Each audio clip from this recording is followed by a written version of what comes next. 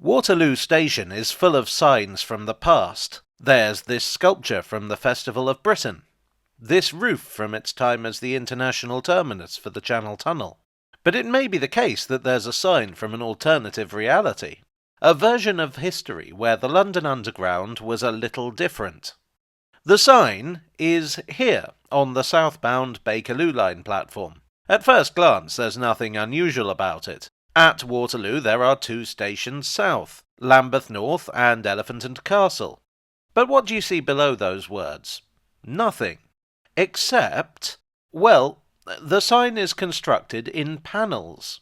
It strikes me that those panels below Elephant and Castle could easily be swapped out if the sign needed to be changed for whatever reason. And that leads me to an interesting thing that almost took place in the 1940s. Now, as you're probably aware, there are currently plans afoot to extend the Bakerloo line to Lewisham.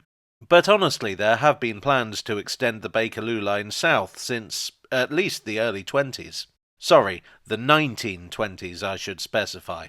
They've been trying to get this thing done for over 100 years. Anyway, in 1948 it looked like something was finally going to happen. Right up until it didn't. Historically, there has always been a bit of reluctance to build tube lines south of the Thames. There were four main reasons for this. The first was the soil. It was silty and swampy. Not impossible to dig through, but difficult, and therefore expensive. The second was the clientele. South London was a much more working-class area than north of the river. The people living there preferred to take the tram to work, which was the third reason. There was an extensive network of electric trams which were cheaper than the tube could offer. And finally, there was also an extensive, if not always useful, railway network.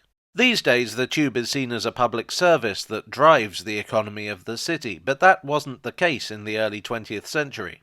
Well, at least, it wasn't the primary driving force behind building it. Rather, the idea was that tube lines should make money for their investors, which probably resulted in a nasty surprise for most of said investors when they discovered that actually tube railways tended not to make a lot of money. But that's a whole other story. The point is that there was no social obligation to build tube lines south, and it was seen as financially risky.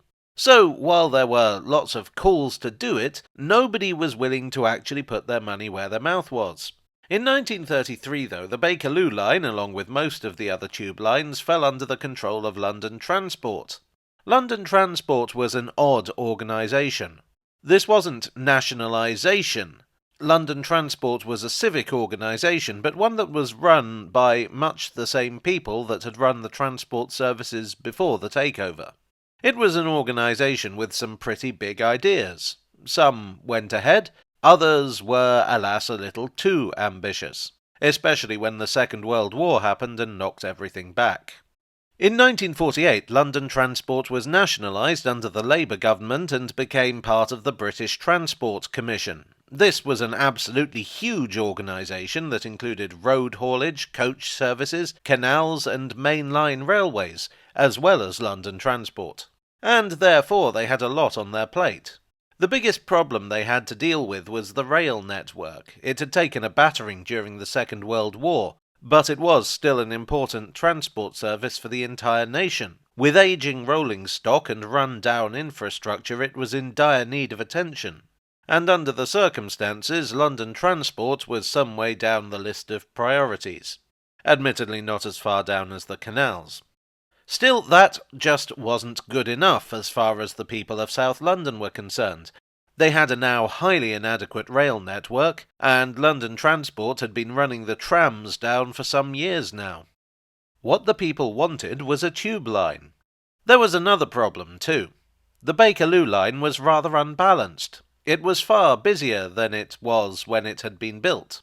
By 1948 there were 36 trains an hour, and there was demand for more. At the northern end this was not a problem. As the line had extended, facilities had been put in that allowed trains to be turned around quickly. Trains could also be terminated early if needed at Queen's Park or Harrow and Wealdstone. Oh, and at this time, what's now the Jubilee line from Baker Street to Stanmore was also part of the Bakerloo line. At the southern end, things were a lot tighter. Elephant and Castle only had 2 platforms. That meant only 2 trains could be kept in the station at a time, and there was no way the crews could get from one end of the train to the other in the allotted time. As it was, they kept a relief crew on site, so while one brought the train in, another would be stationed at the other end to take it out again. If passenger numbers continued to increase as they had been since the end of the war, it would definitely not do. The simplest way to increase the frequency was to make the line longer and build a new, better terminus with 3 or more platforms, at Camberwell. The plan was this: extend the Bakerloo line south by 1.5 miles to Camberwick Green, which would no doubt have upset Windy Miller and the soldier boys at Pippin Fort. Hold on, I think I've made a mistake. Okay, no, that should say Camberwell Green. The station would be built under Camberwell Green. There would likely have been another station at Walworth Road, though this wasn't shown on maps and might have been intended as a later addition. Interestingly, there had been railway stations at Camberwell and Walworth Road, which had both closed to passengers in 1916. I wonder if one or both of these would have opened had the extension gone ahead. There had also been a suggestion to extend beyond Camberwell to Herne Hill, but this wasn't part of the final scheme. And finally, there would have been a depot built at Stanmore to house the extra trains needed for the more frequent service.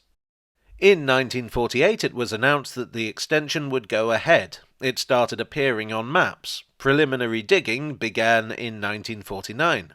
There were even signs put up at some stations. It was looking pretty good. London Transport anticipated the new stations opening by 1953. So what went wrong? Well, short answer, everything. Firstly, the increase in passenger numbers levelled off, so the government were of the opinion that the Bakerloo could just keep going as was, with no need for a new terminus. Secondly, the British Transport Commission found themselves in an increasingly desperate financial position. And thirdly, it was pretty clear from the test excavations that soil conditions were even worse than everyone thought. It was basically waterlogged. The projected costs skyrocketed to £6.25 million, which says something about inflation. That would be absolute peanuts today.